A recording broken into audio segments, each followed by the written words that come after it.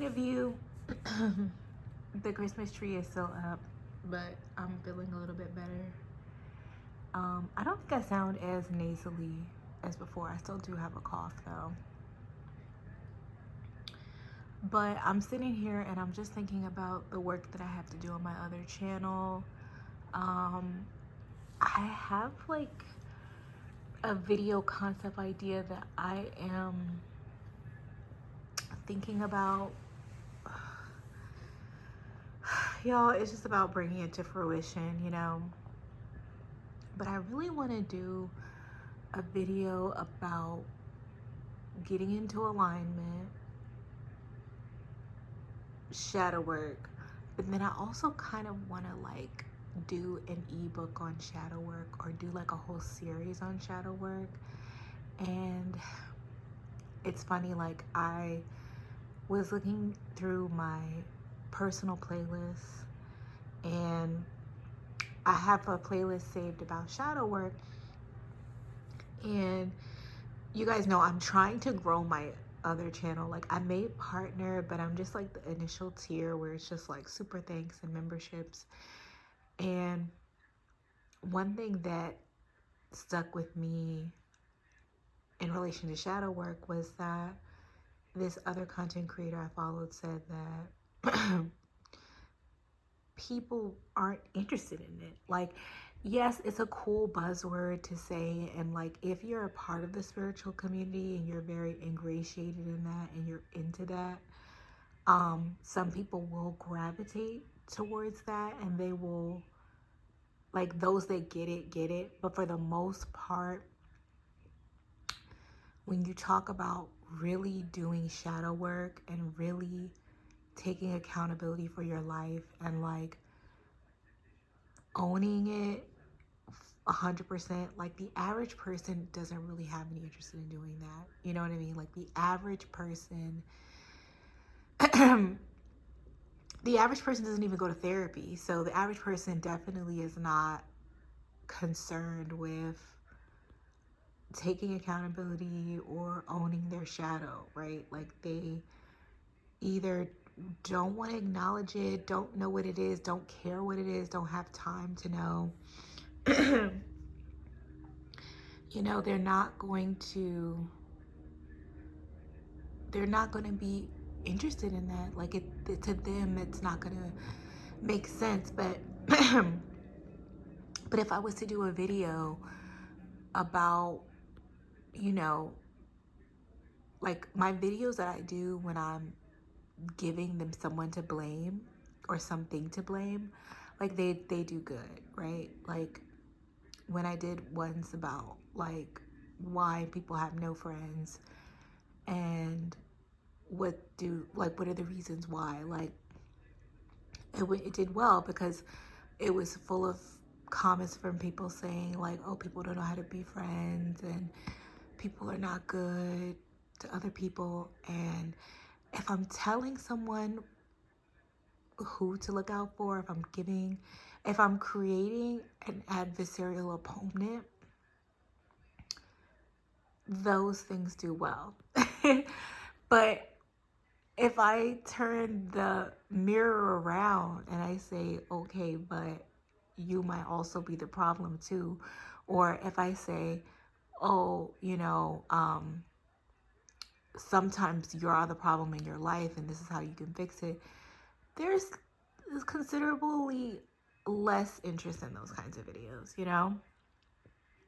And I don't know what to do with it about that, right? Like, because I want to make content that is interesting to me and that I'm passionate about, but I also have to be cognizant of the fact that other people are not as interested in that. At least not now. Like maybe later. I do think that the collective consciousness is changing a bit, and I do think that people are getting more spiritual and in tune with themselves. But for the most part,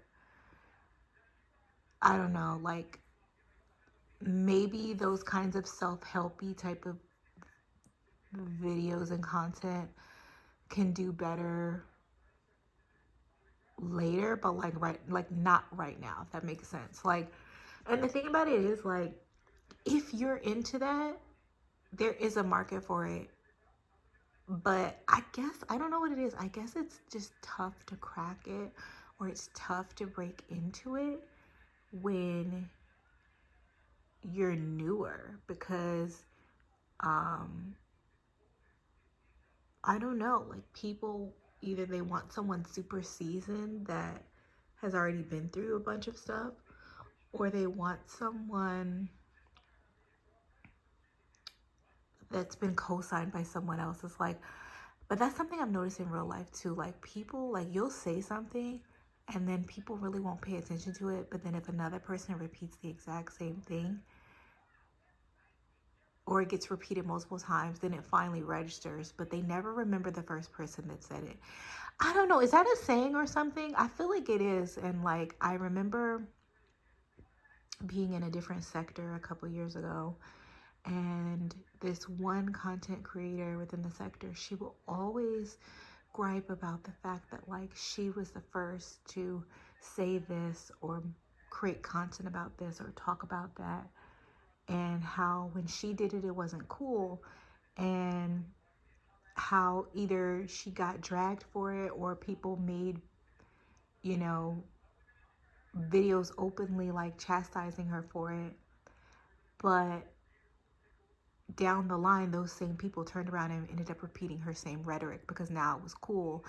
And since those people had amassed such a large following, everyone just denotes all of those thoughts and ideas with them instead of the person that really originated it. And those same content creators never gave her credit. They never gave her flowers. And, you know, I think those are the cons of sometimes being the first. Like, when you're the first to do something, you just don't get the credit, unfortunately. You know, if you didn't already have a wide enough audience, or a big enough audience listening and paying attention to you, it's like people just don't care, you know? And yeah, oh my God, y'all, this is not what this video was supposed to be about. But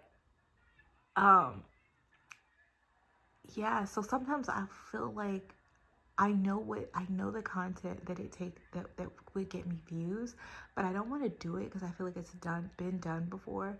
But I know it gets views, right? I want to do the more creative, original stuff with the understanding that, okay, maybe this won't really get views. I'm interested in it. I think it's interesting. I think it's meaningful. But other people may not just yet. Like, it'll have to grow, and then maybe down the line it will get more traction. Because, for example, I did this one, okay, now she wants some attention, but I did this video on this on a topic, but it was based around this specific content creator. I found that nobody was reposting her videos, nobody was sharing her stuff, but I found this story time that she did based on a previous job she had, and it was really interesting. And like, I was like, you know what, I'm gonna make a whole video based around her series, and I'm gonna make a video. And the video that I did decent, but y'all, I saw a larger content creator in my same sector do a video on the exact same thing. They didn't do it as extensive as I did because mine was like 20 minutes long, because I also went over the comments in this person's TikTok stitch. This other content creator just stitched together their videos and like gave a basic voiceover in the beginning, and then that was it. They didn't put the same amount of effort that I did in it. And guys, they got like 3 times the amount of views that I did. And I know for a fact this person probably saw my video and found that particular girl, because no one else was looking for her before. No one else had featured, because I checked, none of those compilation type video channels, none of them have been featuring videos from that lady's channel. So I know that that other content creator saw my video and was like, oh, I'm gonna take this idea. So it does suck because like when you have such a smaller audience of viewership, or I'm gonna say viewership because I have a larger viewership than I do actual subscription base. When you have a smaller subscription base of base core people that are actually going to comment steadily and follow everything that you're doing, it's very easy for your quote unquote competition to come in, swoop in, and steal ideas because you're not getting the same amount of visibility that they are. So you can do something and then they can come behind you a day or two later and do the same thing, and they're going to get more traction than you. They're going to get more notice than you, and nobody's going to think it's copying because they don't even know who you are, right? But that other person knows who you are because they are also a content creator, so they scope out competition. Like they know who the other people are that are out there making videos, you know, because you're popping up in their algorithm too. You know what I'm saying? They're just either not clicking or they're not subbing or, you know, whatever. So I'm very mindful of that. And now I get why like people act like, oh, YouTube is so treacherous and YouTube is so this or that. I get it now because it's like it is competitive and you have a lot of people that are not going to go out of their way to help you. They don't want you around because you are potentially going to take their viewership away. So I also now understand why it's so much easier to just make friends with certain content creators that are also on your same level, like they're as small as you, and just kind of sticking with them as you guys come on the come up together. That's easier than trying to even bond or click with people that are like a couple levels ahead of you. Like right now I'm under 1,000, so like even if I was trying to befriend a channel that had like 5,000 views, it probably wouldn't make sense and they wouldn't connect with me.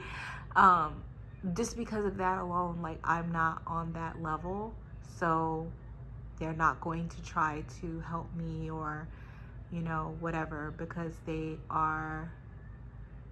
trying to get to the very next level and they don't want me to necessarily potentially rise above them. So I don't know, it's very, very interesting dynamic to see play out and be a part of it. But yeah, but y'all, I'm gonna make another video because this is not what I was supposed to talk about. I was supposed to talk about the shadow work stuff, so I'm gonna come back to that.